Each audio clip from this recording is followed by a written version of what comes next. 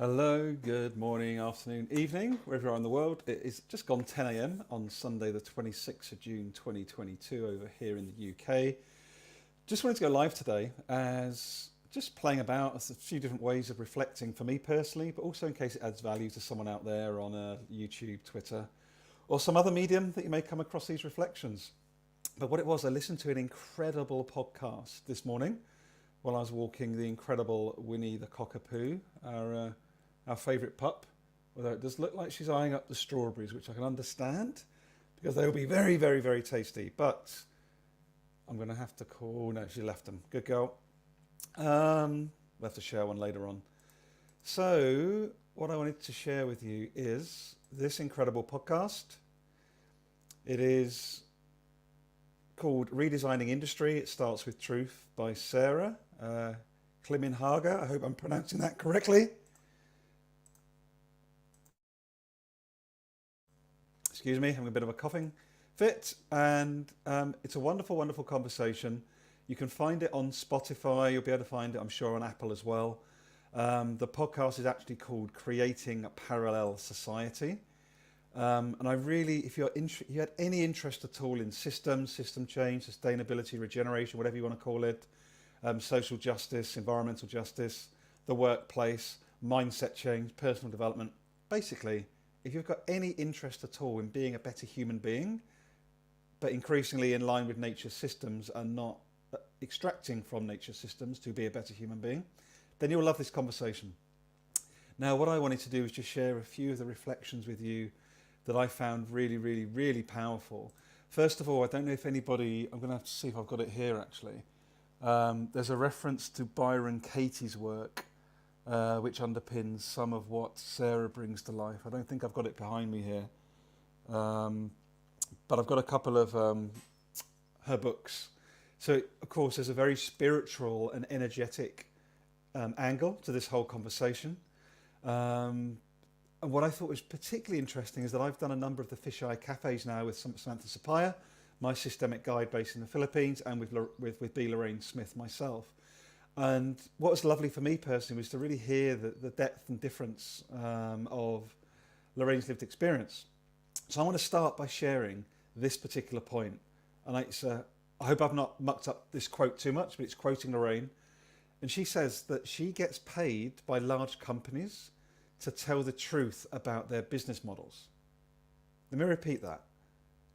I get paid by large companies to tell the truth about their business models. What comes up for you when you think about that question?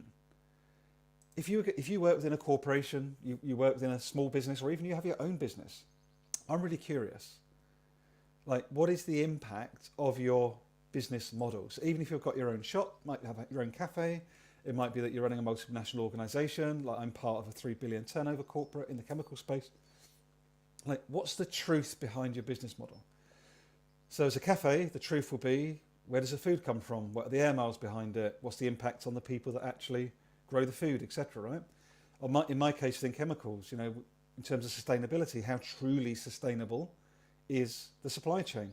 Who's being harmed? Who's most at risk? What's the impact on our employees, right? So do we actually challenge the business model or interrogate and investigate truthfully the business model operation or not?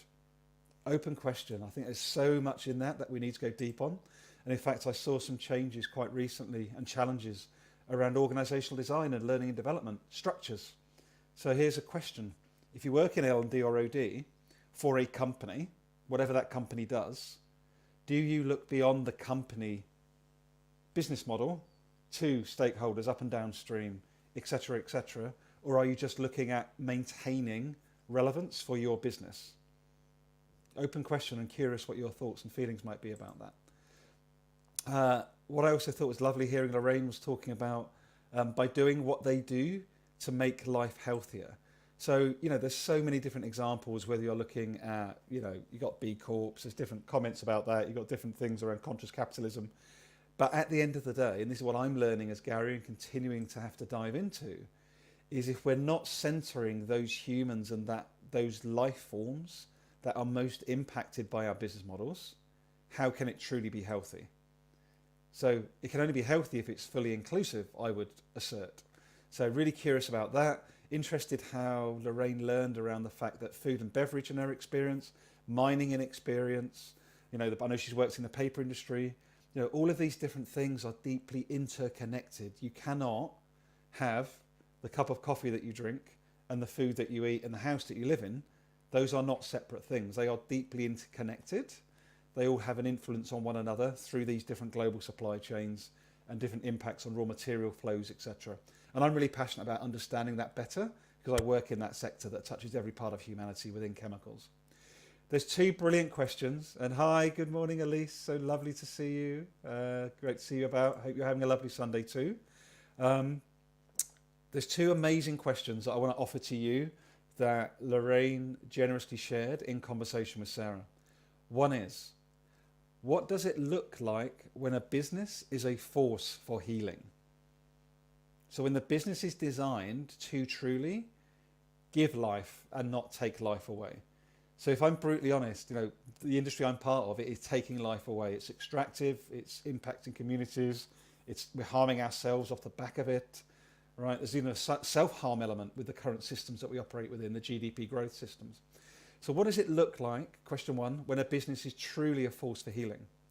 And then follow-on question from Lorraine is, are we contributing to that or are we undermining that? Just 2 amazing questions, I think, and I'm really excited to invite those questions in my immediate team within my workplace and also with my third-party business where I'm offering support as a thinking partner, as a coach, and also as a facilitator to the up and downstream industries from chemicals. So on that note, you can see hexochangenow.com. If you want to follow my work, you can subscribe at hexochangenow.com and you'll just get 1 or 2 emails from me a week as I update you on what I'm up to. But I just really, really, really love this conversation and just how exploratory it is. What's also really interesting is if you've not looked behind the surface of ESG or environmental social governance reporting, there's big focus on it because mainly, as Lorraine is pointing to, materiality is really a list of issues that investors can look at to go, okay, do we invest in them, do we not? Which one's more sustainable, which one's less sustainable? But it's more for the investment community than it is for humanity and for all life as we know it. Excuse me.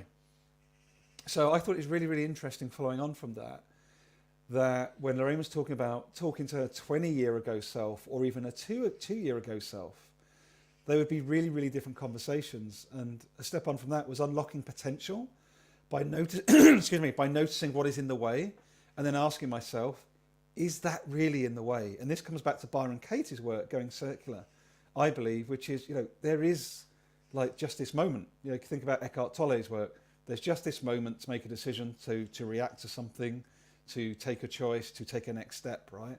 We only have this moment, but we do only have that moment from a deeply connected, interconnected web of life, plus with a boatload of awareness that we're still operating even today within a colonial mindset underneath these white supremacy culture patterns that continue to perpetuate.